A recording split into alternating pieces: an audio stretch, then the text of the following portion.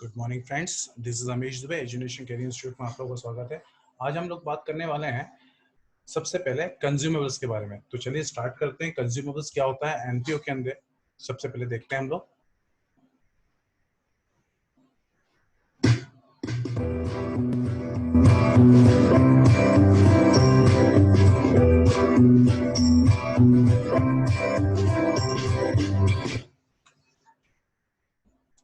चलिए स्टार्ट करते हैं सेशन को। सबसे पहले कि आप लोगों ने अभी तक देखा होगा कंज्यूमेबल्स में क्या क्या चीजें आती हैं, कंज्यूमेबल्स क्या क्या होते हैं।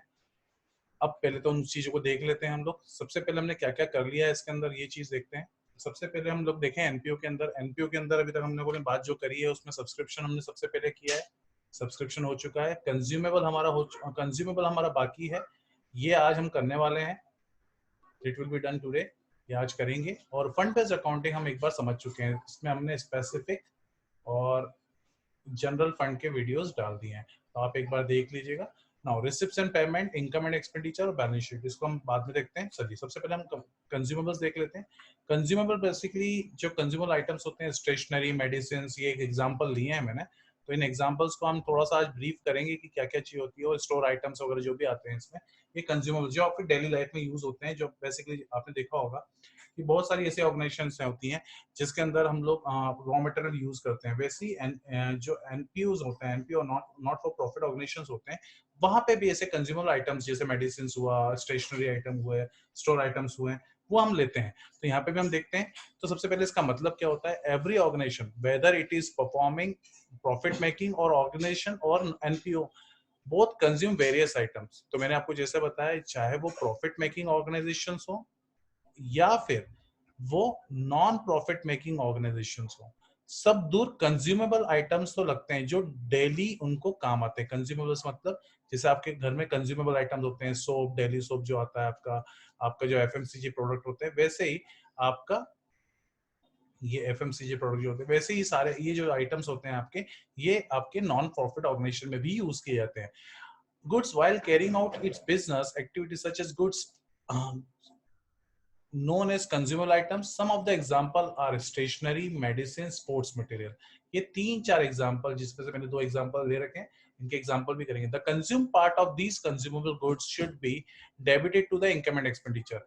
क्या होता है, consumable goods should be debited to income and expenditure, क्योंकि ये एक्सपेंसेस है, फर्म का डेली लाइफ में यूज होने वाली चीजें, ये हमारा खर्चा है। एक बार यूज करने के बाद हम इसको रिसाइकिल नहीं कर सकते, तो ये हमारे लिए बेसिकली क्या है, खर्चा है। और इससे रेवेन्यू हमारा जनरेट होगा।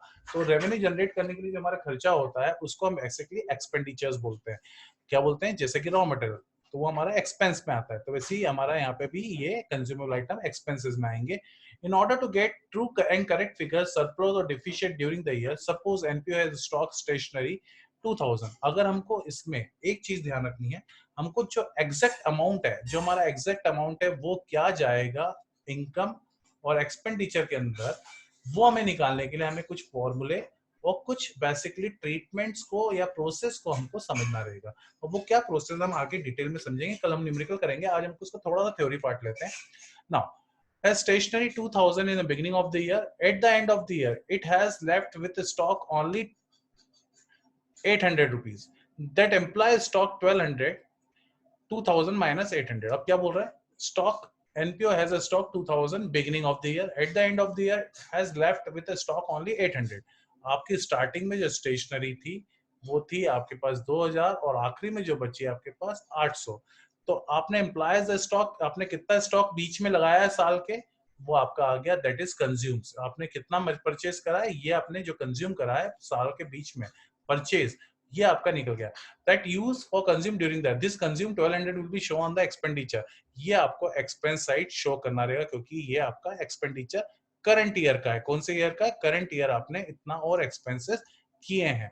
Now purchase made during the year, sometime NPO may make additional purchase consumable goods during the year, in such case the amount of goods during the year can be ascertained with the help of following formula। तो amount goods consumed कैसे आएगा, इसका formula है, purchase कितना हुआ है, opening stock plus purchase minus closing stock. तो आपको क्या करना है, अमाउंट कंज्यूम निकालने के लिए सबसे पहले आपको opening stock plus purchase minus consumable, तो ये आपको फॉर्मूला लगाना है। तो इससे क्या निकल के आएगा आपका अमाउंट ऑफ गुड्स कंज्यूम, आपका अमाउंट ऑफ गुड्स कंज्यूम निकल के आ जाएगा। तो ये इसका एक तरीका है बेसिकली। तो अमाउंट ऑफ कंज्यूम का मतलब होता है आज साल आपने कितना अमाउंट कंज्यूम करा है। तो ये चीजों की अब अगर आपको परचेज निकलना है तो आपको कुछ नहीं करना है, परचेज इधर उठा के ले आओ, आपका इन दोनों को इधर उठा के लेके माइनस कर दो और ये परचेज निकल आएगा, ये प्लस माइनस का प्लस हो जाएगा। तो ये फॉर्मूले को थोड़ा सा याद रखना है आपको। अमाउंट ऑफ कंज्यूम निकालने को भी आ सकता है, ओपनिंग स्टॉक को भी निकालने को आ सकता है, परचेज भी निकालने को आ सकता है और क्लोजिंग स्टॉक निकालने को भी आ सकता है। तो ये सारे फॉर्मूले आपको याद रखने हैं। नाउ जैसे कि यहाँ पे दे रखा है ओपनिंग स्टॉक, ओपनिंग, अब यहाँ पे अमाउंट ऑफ कंज्यूम निकालना है तो आपको opening stock plus purchase minus closing stock, that will be the formula that can be used in that question. जैसे कि यहाँ पे क्वेश्चन, अब आज हम छोटा सा एग्जांपल लेते हैं। From the following given below information compute the medicine consume. अब आपको यहाँ पे निकालना है कितनी मेडिसिन कंज्यूम आपने साल में करी है। तो कंज्यूम करी है तो आपके पास ओपनिंग स्टॉक गिवन होगा, क्लोजिंग स्टॉक गिवन होगा, हो सकता है कि साल के बीच में परचेज तो वो भी गिवन होगा। तो वो सारी चीजों को बेसिस पे आपको निकालना है। तो आपने क्या दे रखा है, ओपनिंग स्टॉक, आपको डेट दे रखी है ओपनिंग स्टॉक, आपको क्लोजिंग स्टॉक दे रखा परचेज में ड्यूरिंग द, तो आपको क्या करना है, आपको अमाउंट ऑफ कंज्यूम, तो इन तीनों में से आपको ओपनिंग में प्लस करना है आपका परचेज और माइनस करना है क्लोजिंग। ये क्लोजिंग माइनस कर देंगे, ओपनिंग प्लस कर देंगे और परचेज को प्लस कर देंगे, दैट इज परचेज, इन दोनों को प्लस कर देंगे और इसका इफेक्ट निकालें। तो आपका अमाउंट कंज्यूम निकल के आएगा इस साल कितना खर्चा हमने मेडिसिन पे किया है। तो देखें इसको, स्टॉक ऑफ मेडिसिन हमारे पास, तो केस बी है हमारा। हाँ, इसका सॉल्यूशन है हमारे पास ओपनिंग स्टॉक जो दे रखा है इसका सॉल्यूशन, इसको हमने ओपनिंग स्टॉक प्लस परचेज किया और माइनस हमने क्लोजिंग स्टॉक किया। तो ये हमारा अमाउंट ऑफ कंज्यूम निकल के आ गया, अमाउंट ऑफ कंज्यूम निकल के आ गया। तो ये हमारा आंसर होगा, ये इसी को बोलते हैं हमारा। अब केस बी में हमारे पास ओपनिंग स्टॉक गिवन ही है, परचेज और क्लोजिंग स्टॉक गिवन है, तो हम परचेज में से क्लोजिंग स्टॉक माइनस करेंगे तो हमारा मेडिसिन निकल के आ जाएगा। ये देखिए, ये भी एक तरीका है जब हमको गिवन ना हो।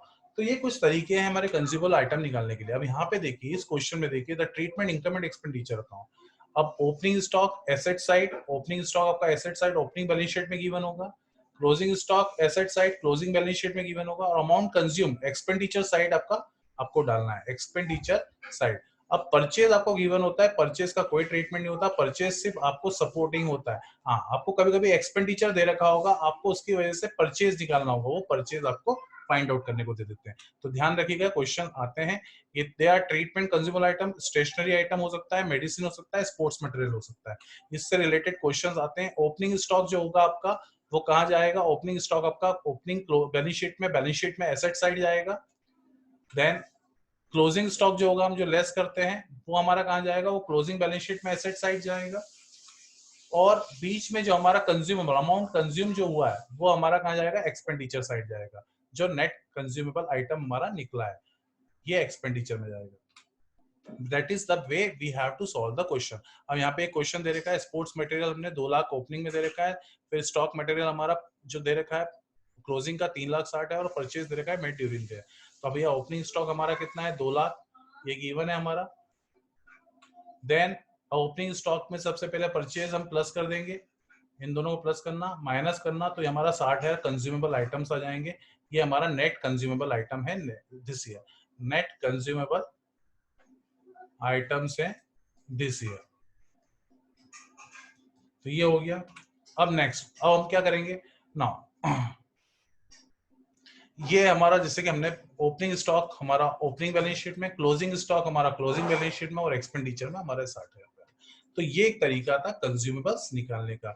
इन this way we have to solve consumable. कल हम थोड़ा सा डिफिकल्ट प्रॉब्लम्स लेंगे, फर्स्ट पार्ट में हमने आज थोड़ा सा थ्योरी समझी है, tomorrow we will take the difficult parts. कल कुछ क्वेश्चंस लेंगे हम सॉल्व और अनसॉल्व क्वेश्चंस लेंगे, उसको सॉल्व करके फॉर्मेट के बेसिस पे समझेंगे। Now that's all for the day, thank you.